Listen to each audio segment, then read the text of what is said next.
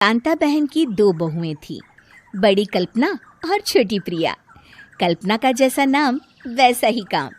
सारा दिन कल्पनाओं में रहती, ना कोई काम करती ना कोई धाम। अरे कल्पना बहू, जरा अच्छी सी चटनी पीस दे, आज कुछ मजेदार खाने का मन है।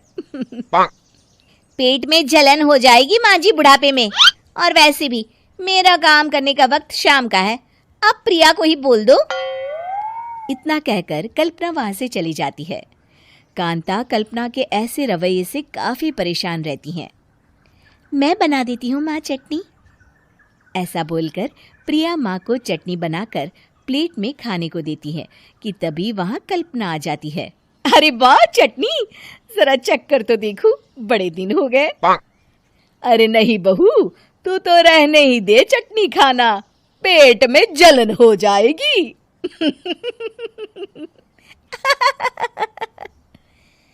इतना कहकर कांता और प्रिया दोनों हंसने लगते हैं। कल्पना सारा दिन या तो मोबाइल में यूट्यूब देखती या फिर सोती रहती। उसका कमरा भी बिखरा और गंदा रहता। एक दिन कल्पना का पति अशोक उससे कहता है, अरे कल्पना, जानवर भी उस जगह को साफ कर लेता है जहां वो बैठता है, तुम तो इंसान हो, कैसे इतने गंदे कमरे में रह लेती हो? देखो सारा सामान यहाँ वहां बिखरा पड़ा है। ज्यादा अपनी माँ का बोल ना बोलो। हाँ, कमरा तुम्हारा भी तो है, गंदा लग रहा है तो साफ कर लो। पता नहीं तुम्हारे साथ मैं कैसे जिंदगी बिताऊंगा। इतना कहकर अशोक वहां से चला जाता है। कल्पना बस खाना खाने कमरे से बाहर आती और फिर से कमरे में चली जाती। इससे कांता बहन काफी परेशान रहती। एक दिन प्रिया कांता से कहती है, माँ, मैं सारा दिन काम करके थक जाती हूँ, आप कल्पना दीदी से कहिए ना कि सुबह और शाम का काम बांट ले। मैं तो अब सिर्फ एक वक्त का ही काम करूँगी। हाँ। अरे तू वो भी ना करना, एक बहू तो कामचोर थी ही, दूसरी भी आ गई काम ना करने के बहाने लेकर। तभी वहां प्रिया का पति रमेश आ जाता है। माँ, मैं देख रहा हूँ भाभी कोई काम नहीं करती, प्रिया सारा दिन घर और रसोई का काम करती है, अब कुछ करो ना माँ। कांता मन में कुछ सोचती है और कल्पना के पास जाती है। कल्पना फोन पर मेकअप करना देख रही होती है। कल्पना, तुम सारा दिन बस मोबाइल देखती हो, घर का कोई काम भी कर लिया करो। प्रिया सारा दिन काम करके थक जाती है। आज से मैंने फैसला किया है, एक वक्त का काम तुम करोगी, सुबह का खाना तुम बनाओगी और रात का प्रिया। आप लोगों ने काम को हव्वा बना रखा है। अरे पता नहीं थोड़ा सा ज्यादा काम करने में आप लोग घबरा क्यों जाते हैं। और हाँ, बहुत ज्यादा प्रिया की तारीफ मत करिए मेरे सामने, बड़ी बहू तो मैं ही रहूंगी। मैं कुछ नहीं जानती, कल सुबह मुझे वक्त से खाना चाहिए, रसोई में आ जाना, वरना कल से तुझे खाना नहीं मिलेगा। अगली सुबह कल्पना रसोई में नहीं आती है। वो देर से सोकर उठती है और बाहर आकर कहती है, अरे भूख लगी है, आज खाने में क्या है? इतनी देर हो गई, आज किसी ने मुझे उठाया भी नहीं, पता नहीं कहाँ है सब। कल्पना को घर में कोई नहीं दिखता। वो रसोई की तरफ जाती है जहां बड़ा सा ताला लगा होता है। अरे रसोई में ताला? ओ, मैं तो भूल ही गई थी। माँ ने आज से सुबह का खाना मुझे बनाने को कहा था। हे भगवान, इतने लोगों का खाना बनाना क्या आसान है? तभी घर के सारे सदस्य बाहर से वापस आते हैं।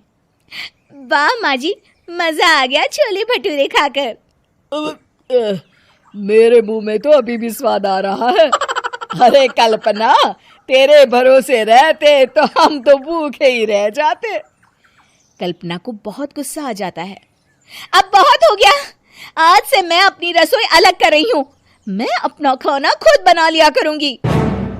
कल्पना अपनी रसोई अलग कर लेती है, पर आए दिन उसका देर से उठना और काम न करने की आदत से वो भूखी ही रह जाती थी।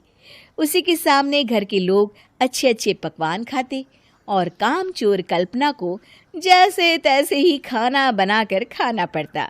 पर एक दिन तो हद ही हो गई। माँ, दीदी आज सुबह से कमरे से बाहर नहीं निकली, हमें जाकर देखना चाहिए। सो रही होगी कामचोर कहीं की, पर तुम कहती हो तो चलो देख लेते हैं उसे। कल्पना कमरे में पेट पकड़कर बैठी होती है। हाय मेरा दर्द, पेट दर्द के मारे मर रही हूँ मैं।